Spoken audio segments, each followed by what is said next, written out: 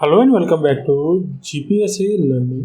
विद्यार्थी मित्रों, आज આપણે આ વિડિયો લેક્ચરમાં આઈસ મેજિક વીક 45 એટલે કે તારીખ 1 નવેમ્બરથી 7 નવેમ્બર સુધીના કરંટ અફેર્સના એમસીક્યુ ક્વિઝને જોઈશું। So without a further due let's start the video. સર્વપ્રથમ ક્વેશ્ચનની વાત કરવામાં આવે તો વિશ્વ સાકાર દિવસ તરીકે કયો દિવસ ઉજવાય છે? તો કે વિકલ્પ પ્રથમ 1 નવેમ્બરના રોજ। આગળ છે 31 ઓક્ટોબર 2020ના રોજ ભારતના વડાપ્રધાન શ્રી નરેન્દ્રભાઈ મોદીએ કયા બે સ્થળો વચ્ચે ભારતની પ્રથમ સી પ્લેન સર્વિસનો શુભારંભ કરાવ્યો છે? તો કે વિકલ્પ પ્રથમ આવશે અમદાવાદથી કેવડિયા ખાતે। આગળનો ક્વેશ્ચન છે અમદાવાદ અને કેવડિયાના કયા બે સ્થળો વચ્ચે ભારતની પ્રથમ સી પ્લેન સર્વિસનો શુભારંભ કરવામાં આવ્યો છે? તો રાઇટ આન્સરની વાત કરીએ તો વિકલ્પ સી આવશે સાબરમતી રિવરફ્રન્ટ અને કેવડિયા તળાવ નંબર 3। આગળ વધીએ। ગુજરાતના અમદાવાદ અને કેવડિયા વચ્ચે કઈ એરલાઇન્સ દ્વારા ભારતની પ્રથમ સી પ્લેન સર્વિસ શરૂ કરવામાં આવી છે? તો કે વિકલ્પ ડી સ્પાઇસ જેટ। આગળ ક્વેશ્ચનની વાત કરીએ તો ગુજરાતના કેવડિયા ખાતે વડાપ્રધાન શ્રી નરેન્દ્રભાઈ મોદીએ કયા બે સ્થળો વચ્ચે એકતા ક્રૂઝ સર્વિસનો શુભારંભ કરાવ્યો છે? તો કે વિકલ્પ બી શ્રેષ્ઠ ભારત ભવન અને સ્ટેચ્યુ ઓફ યુનિટી વચ્ચે। આગળ વધીએ। ગુજરાતના કેવડિયા ખાતે ક્રૂઝ સર્વિસ અથવા તો ફેરી સેવાના સંચાલન માટે કયા નવા સેતુનું નિર્માણ કરવામાં આવ્યું છે? તો કે વિકલ્પ ડી ગોરા સેતુનું। આગળનો ક્વેશ્ચન છે ભારતના વડાપ્રધાન શ્રી નરેન્દ્રભાઈ મોદીએ કેવડિયા ખાતે જંગલ સફારી પાર્ક અને જીઓડેસિક એવિયરી ડોમનું લોકાર્પણ કરાવ્યું છે। આ જંગલ સફારી પાર્કના સંદર્ભમાં નીચેનામાંથી કયું અથવા કયા વિધાનો સાચા છે? તો અહીં રાઇટ આન્સરની વાત કરીએ તો વિધાન 1, 2, 3 સાચા છે, એટલે કે વિકલ્પ પ્રથમ આવશે। એક એક કરીને વિધાનો જોઈએ તો સર્વપ્રથમ છે કે તેનું રેકોર્ડ સમયમાં નિર્માણ કરવામાં આવ્યું છે। કોનું? તો કે જંગલ સફારી પાર્ક અને જીઓડેસિક એવિયરી ડોમનું। સેકન્ડ છે તેને શ્રી સરદાર પટેલનું નામ આપવામાં આવ્યું છે। અને થર્ડ છે કે તેમાં વિશ્વના સૌથી મોટા બે જીઓડેસિક એવિયરી ડોમ એટલે કે ચિડિયાઘર આવેલા છે। આગળ વધીએ। ગુજરાતના કેવડિયા ખાતે આવેલા કયા પ્રવાસન સ્થળે કમળ તળાવ, garden of colours, Alba garden, Butea garden, aroma garden વગેરે આવેલા છે? તો વિકલ્પ પ્રથમ આવશે તો કે કઈ જગ્યાએ? તો કે આરોગ્ય વન ખાતે। આગળ વધીએ। ભારતના વડાપ્રધાન શ્રી નરેન્દ્રભાઈ મોદીએ ભારતના કયા સ્થળે બાળકો માટે ટેકનોલોજી આધારિત વિશ્વના પ્રથમ ન્યુટ્રિશન પાર્કનું લોકાર્પણ કરાવ્યું છે? તો કે વિકલ્પ બી આવશે કેવડિયા। આગળ છે ભારતના વડાપ્રધાન શ્રી નરેન્દ્રભાઈ મોદીએ કેવડિયા ખાતે કયા સ્થળે મિરર મેઝ એટલે કે દર્પણ ભૂલભુલૈયાનું ઉદ્ઘાટન કરાવ્યું છે? તો કે વિકલ્પ સી આવશે ચિલ્ડ્રન ન્યુટ્રિશન પાર્ક ખાતે। ભારતના વડાપ્રધાન શ્રી નરેન્દ્રભાઈ મોદીએ કેવડિયા ખાતે ગ્લો ગાર્ડનનો શુભારંભ કરાવ્યો છે। આ ગ્લો ગાર્ડનનું મુખ્ય આકર્ષણ શું છે? તો કે વિકલ્પ ડી વિશેષ લાઇટિંગ। આગળના ક્વેશ્ચન તરફ વધીએ। કેવડિયા ખાતે નિર્માણ પામેલા લાઇટિંગ આધારિત વિશેષ થીમ પાર્ક ગ્લો ગાર્ડનને શું નામ આપવામાં આવ્યું છે? તો કે વિકલ્પ ડી યુનિટી ગ્લો ગાર્ડન। આગળનો ક્વેશ્ચન છે કે કેવડિયા ખાતે નિર્માણ પામેલા કેક્ટસ ગાર્ડનમાં કેક્ટસના કેટલા છોડ છે? તો કે વિકલ્પ પ્રથમ 1.9 લાખ। વિશ્વની કઈ સંસ્થા અથવા તો સંગઠન દ્વારા ગુજરાતના સ્ટેચ્યુ ઓફ યુનિટીને વિશ્વની 8મી અજાયબી જાહેર કરવામાં આવી છે? તો કે વિકલ્પ સી SCO। 30 ઓક્ટોબર 2020ના રોજ ભારતના વડાપ્રધાન શ્રી નરેન્દ્રભાઈ મોદીએ કેવડિયામાં ક્યાંથી statue of unity mobile app તથા તેની વેબસાઇટનું ઉદ્ઘાટન કર્યું હતું? તો કે વિકલ્પ સી એકતા ગ્લો ગાર્ડનથી। ભારતના વડાપ્રધાન શ્રી નરેન્દ્રભાઈ મોદીએ સ્ટેચ્યુ ઓફ યુનિટીની કઈ વેબસાઇટનું તાજેતરમાં ઉદ્ઘાટન કર્યું છે? તો કે વિકલ્પ પ્રથમ શું નામ છે? તો કે statueofunity.in બરાબર છે। આગળના ક્વેશ્ચનની વાત કરીએ તો યુનાઇટેડ નેશન દ્વારા પત્રકારો વિરુદ્ધના ગુના માટે દંડ માફી સમાપ્ત કરવાના આંતરરાષ્ટ્રીય દિવસ તરીકે કયો દિવસ ઉજવાય છે? તો કે વિકલ્પ બી 2 નવેમ્બર. ગુજરાતની પ્રસિદ્ધ ગિરનારની પરિક્રમા કયા નામે ઓળખાય છે? તો કે વિકલ્પ સી લીલી પરિક્રમા. ભારતના નવા મુખ્ય માહિતી કમિશનર તરીકે તાજેતરમાં કોણે શપથ લીધા છે? તો કે વિકલ્પ સી શ્રી યશવર્ધન કુમાર સિન્હા.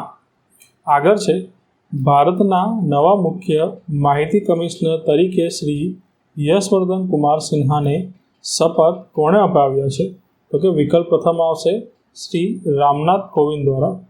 ભારતના નવા મુખ્ય માહિતી કમિશનર તરીકે શ્રી યશવર્ધન કુમાર સિન્હાએ કોનું સ્થાન લીધું છે? તો રાઈટ આન્સરની વાત કરીએ, વિકલ્પ બી બિમલ જુલ્કાનું.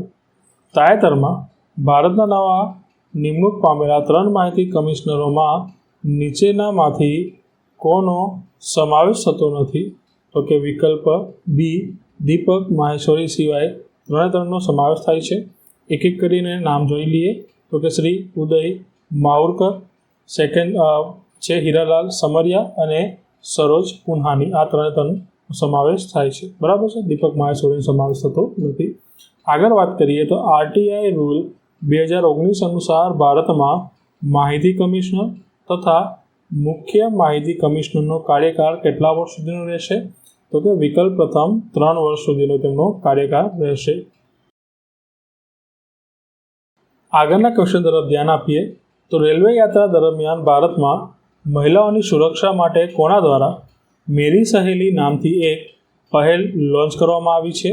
તો કે વિકલ્પ સી આરપીએફ. આરપીએફ એટલે રેલવે પ્રોટેક્શન ફોર્સ દ્વારા ભારતમાં મેરી સહેલી પહેલ લોન્ચ કરવામાં આવી છે. ભારતીય રેલવેના કયા વિભાગ દ્વારા સપ્ટેમ્બર 2020માં પ્રાયોગિક ધોરણે આ પહેલ શરૂ કરવામાં આવી હતી? તો કે વિકલ્પ સી આવશે આન્સર. શું છે? તો કે દક્ષિણ પૂર્વ રેલવે.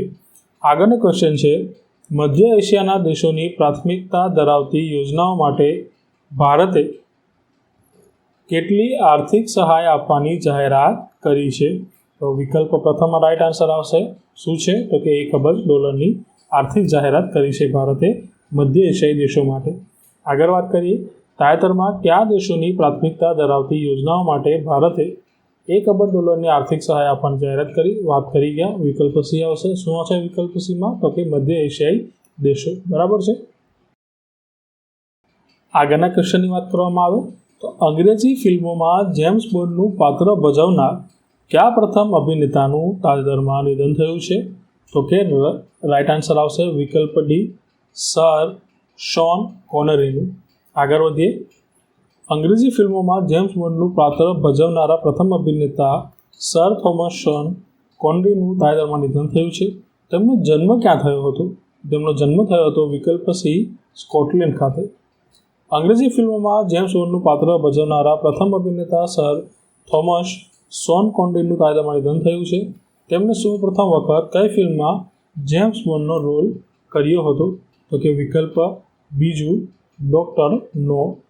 ન્યૂઝીલેન્ડમાં ભારતીય મૂળના પ્રથમ પ્રધાન તરીકે કોની નિમણૂક કરવામાં આવી છે?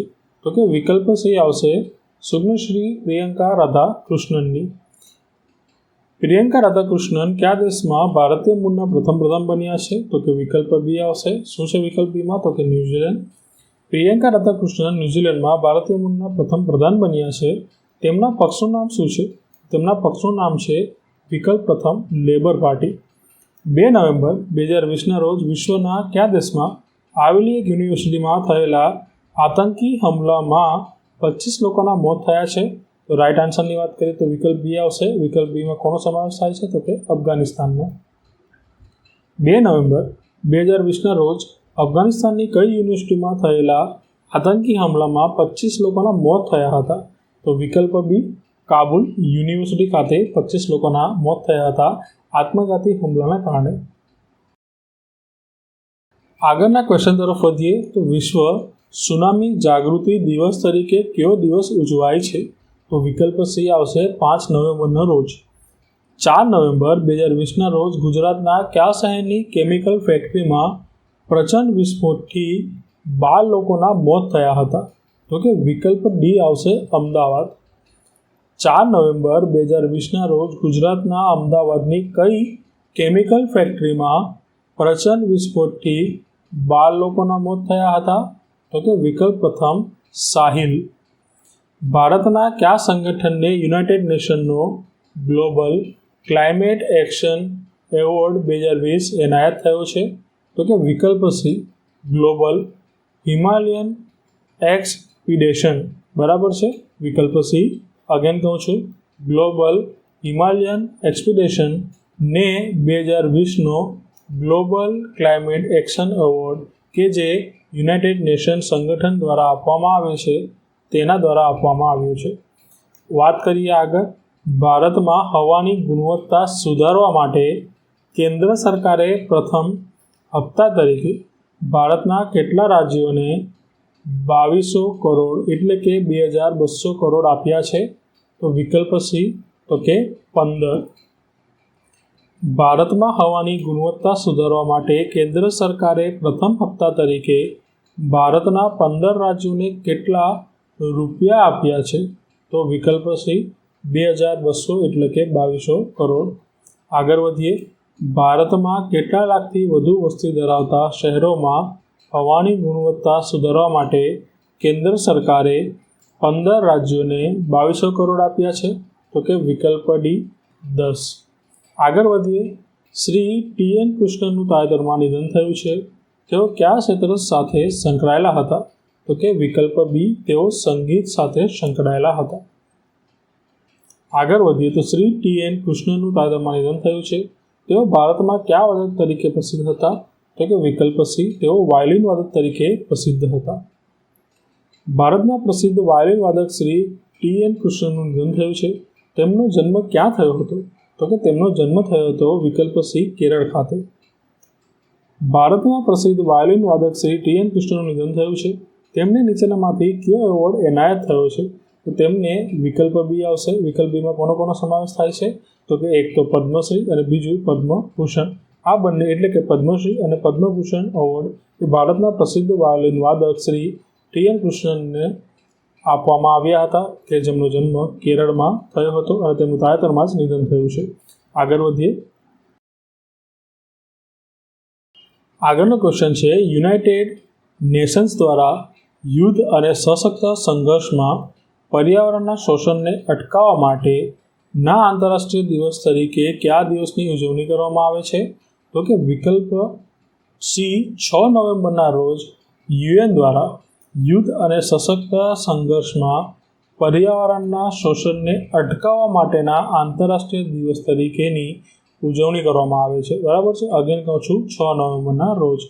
આગળનો ક્વેશ્ચન છે, ભારતના દિલ્હીમાં ફટાકડા વેચવા, ફોડવા પર કેટલા રૂપિયા સુધીના દંડની જોગવાઈ કરવામાં આવી છે? તો કે વિકલ્પ સી 1 લાખ રૂપિયા સુધીની દંડની જોગવાઈ કરવામાં આવી છે. દિવાળીના તહેવાર દરમિયાન ભારતમાં ફટાકડા ફોડવા પર પ્રતિબંધ મૂકનાર ભારતના પ્રથમ રાજ્યનું નામ શું છે? તો કે વિકલ્પ પ્રથમ રાજસ્થાન. તાજેતરમાં ભારતના કયા બાયોસ્ફિયર રિઝર્વનો યુનેસ્કોની વર્લ્ડ નેટવર્ક ઓફ બાયોસ્ફિયર રિઝર્વ્સની યાદીમાં સમાવેશ થયો છે? તો વિકલ્પ ડી પન્નાનો. બરાબર છે. આ પન્નાનો તાજેતરમાં જ બાયોસ્ફિયર રિઝર્વના યુનેસ્કોની વર્લ્ડ નેટવર્ક ઓફ બાયોસ્ફિયર રિઝર્વ્સની યાદીમાં સમાવેશ કરવામાં આવ્યો છે. આગળનો ક્વેશ્ચન છે, યુનેસ્કોની વર્લ્ડ નેટવર્ક ઓફ બાયોસ્ફિયર રિઝર્વ્સની યાદીમાં સમાવેશ પામનારા પન્ના ટાઈગર રિઝર્વ અથવા પન્ના નેશનલ પાર્ક અથવા તો પન્ના બાયોસ્ફિયર રિઝર્વ ભારતનું કેટલામું બાયોસ્ફિયર રિઝર્વ છે? તો કે વિકલ્પ બીજું 12મું છે. બરાબર છે. આગળ વધીએ. યુનેસ્કોની વર્લ્ડ નેટવર્ક ઓફ બાયોસ્ફિયર રિઝર્વની યાદીમાં સમાવેશ પામનાર ભારતનું પ્રથમ બાયોસ્ફિયર રિઝર્વ કયું છે? તો પ્રથમની વાત કરવામાં આવે તો પ્રથમ આવશે વિકલ્પ બીજું નીલગિરી અને 12મું આવે તો પન્ના નેશનલ પાર્ક. બરાબર છે. અથવા પન્ના બાયોસ્ફિયર રિઝર્વ. હવેથી આગળ વધીએ. પન્ના ટાઈગર રિઝર્વ અથવા પન્ના નેશનલ પાર્ક અથવા તો પન્ના બાયોસ્ફિયર રિઝર્વ ભારતના કયા રાજ્યમાં આવેલું છે? બરાબર છે. તો કે વિકલ્પ સી મધ્યપ્રદેશ. બરાબર છે. આ યાદ રાખવું કેમ કે ક્લાસ 10 એક્ઝામમાં આવા ક્વેશ્ચન પૂછી લેતા હોય છે. આગળ વધીશું. તો આગળનો ક્વેશ્ચન છે, ભારતમાં રાષ્ટ્રીય કેન્સર જાગૃતિ દિન તરીકે કયો દિવસ ઉજવાય છે? તો કે વિકલ્પ સી આવશે 7 નવેમ્બરના રોજ આ દિવસ ઉજવણી કરવામાં આવે છે. વિશ્વ કેન્સર દિવસ ક્યારે ઉજવાય છે? તો વિશ્વ કેન્સર દિવસ ઉજવાય છે વિકલ્પ ડી 4 ફેબ્રુઆરીના રોજ. 4 નવેમ્બર 2020ના રોજ ભારતે કયા રોકેટના એડવાન્સ વર્ઝનનું સફળ પરીક્ષણ કર્યું છે? તો કે વિકલ્પ ડી પિનાકા. હવે એના જ રિલેટેડ આગળનો ક્વેશ્ચન છે. તો 4 નવેમ્બર 2020ના રોજ ભારતે પિનાકા રોકેટના એડવાન્સ વર્ઝનનું ક્યાંથી સફળ પરીક્ષણ કર્યું છે?